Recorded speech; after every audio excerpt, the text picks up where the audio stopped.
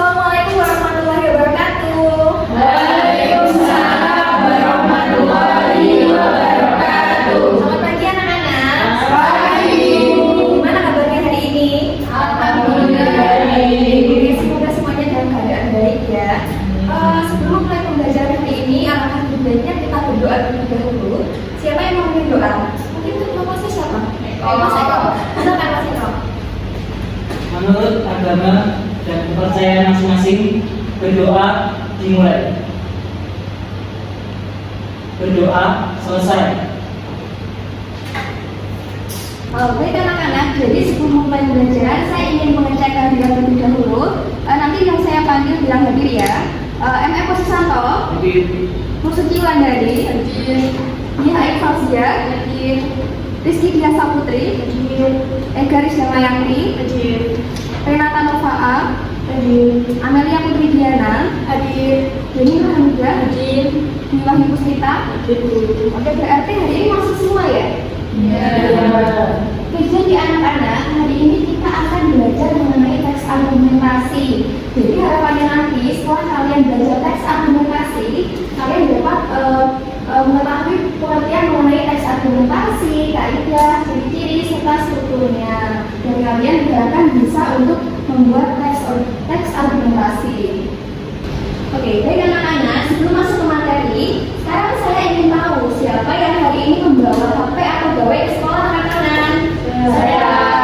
Wah, berarti lumayan banyak ya. Berarti dapat disimpulkan kalau penggunaan gawai itu sudah melekat dalam kehidupan sehari-hari dan tidak bisa dipisahkan. Tapi saya ingin tahu apa dampak dan manfaat dari penggunaan gawai di sekolah. Ada yang tahu? Saya dulu. Apa sih manfaatnya? Yaitu untuk mencari referensi pelajaran. Bagus. Kalau dampaknya ada yang tahu? Saya dulu. Dampak negatifnya bisa lebih tidak fokus karena sosial media. Oh iya, berarti di kelas ini ada dua pendapat yang menyatakan setuju dan tidak dari penggunaan gawai di sekolah. Nah, itulah yang akan menjadi topik diskusi kita hari ini untuk materi teks argumentasi. Semuanya sudah siap? Siap. Baik, sekarang perhatikan gambar yang ada di depan. Ini saya punya gambar. Nah, kira-kira ini gambar apa sih anak-anak? Bermain-main.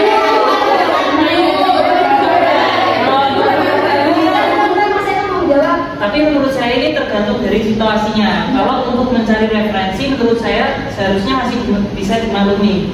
Ya, berarti di kelas ini ada dua pendapat. Nah, siapa yang setuju kalau penggunaan gawai di sekolah itu perlu dibatasi anak-anak? Ada berapa ini? 1, 2, 3, 4. Berarti yang 5 ini tidak setuju ya? Iya.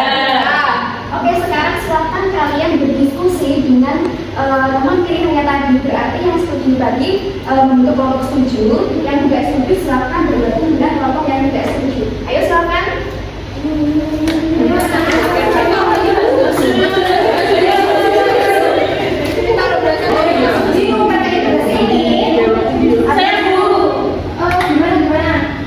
Bu, dari tugasnya nanti kira-kira kita disuruh ngapain ya Bu nantinya? Oh, jadi hari ini kita akan berdiskusi. Jadi kalian memberikan alasan mengapa kalian pihak setuju dan alasan pihak tidak setuju. Bisa dipahami kan?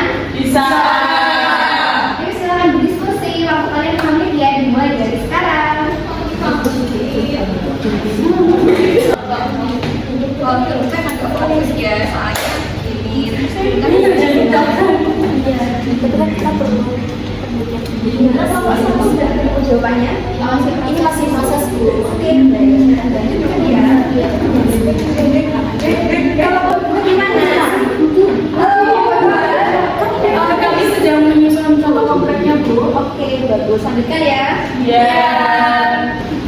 Ayo sekarang kelompok 1 maju.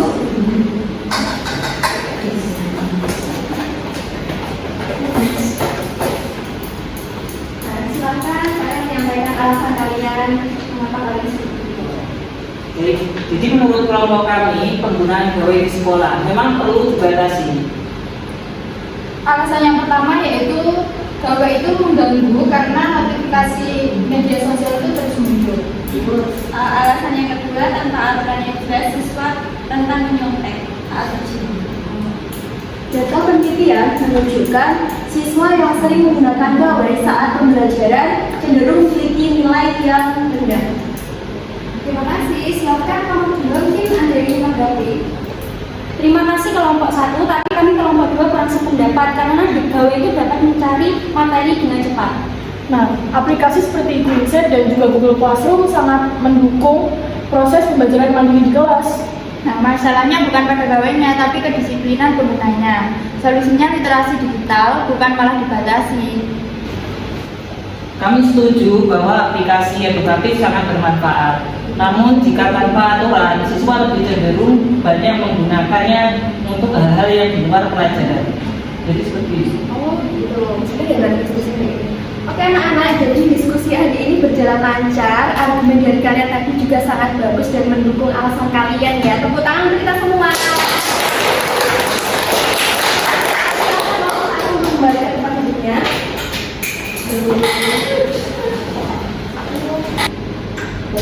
Jadi anak-anak, sebetulnya dengan kalian diskusi tadi, kalian sudah mempraktekkan apa itu teks argumentasi.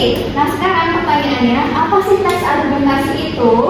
Jadi, teks argumentasi adalah teks yang berisi pendapat atau pandangan seseorang terhadap suatu permasalahan yang disertai alasan, fakta, data, atau bukti yang logis dengan tujuan untuk meyakinkan pembaca atau pendengar agar menerima pendapat tersebut. Nah, dalam teks argumentasi ini, penulis itu tidak hanya menyampaikan opini, tetapi juga harus memberikan bukti yang dapat dipertanggungjawabkan sehingga pendapat yang disampaikan itu menjadi lebih kuat dan meyakinkan.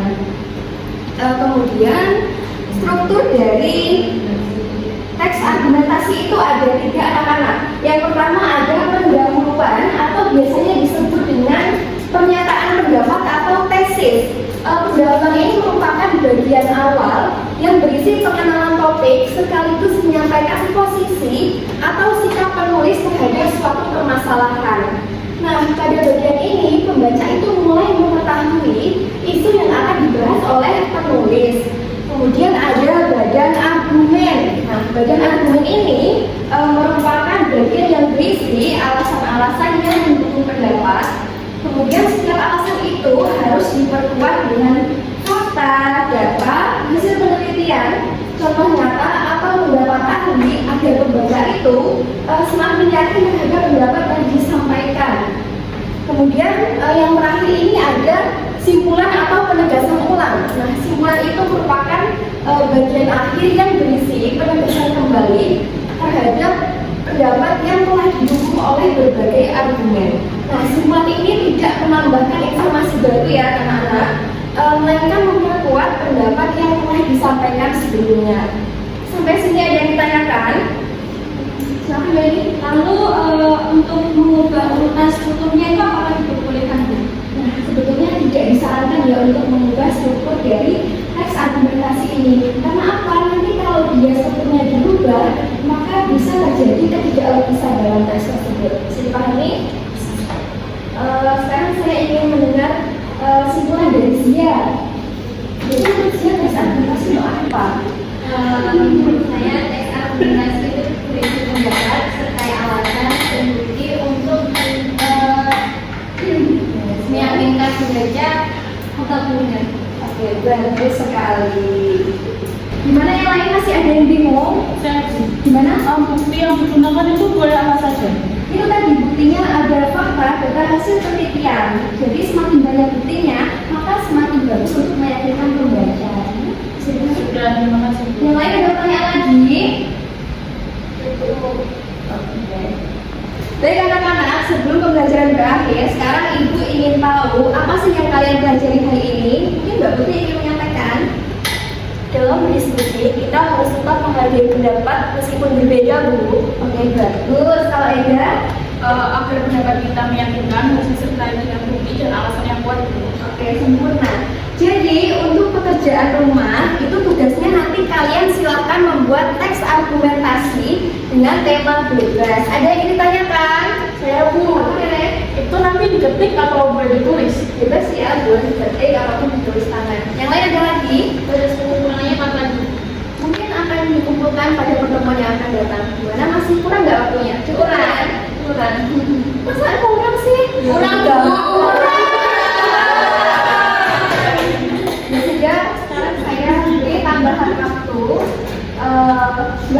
tidak akan berkembang lagi. Maksudnya pertemuan ke depan tidak berkembang lagi, cukup kan? Oke, baik, pembelajaran hari ini mungkin cukup sampai ini saja ya. Semoga materi yang kita pelajari hari ini dapat bermanfaat bagi kita semua.